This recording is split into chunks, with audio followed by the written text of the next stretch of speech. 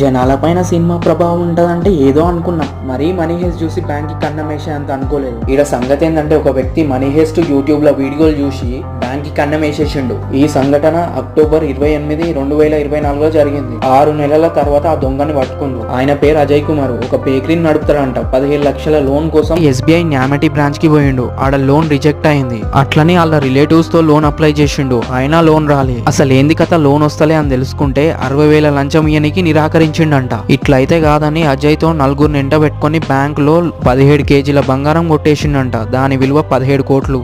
అది మొత్తం 423 మందిది బంగారం అంట.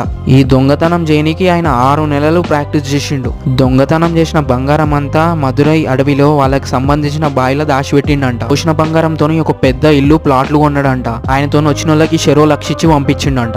అటు ఇటు చేసి పోలీసులకి 6 నెలల తర్వాత చిక్కిండు. సినిమాలు చూస్తే జర పైలం మరి రియల్ లైఫ్ ఒకటి కాదుగా.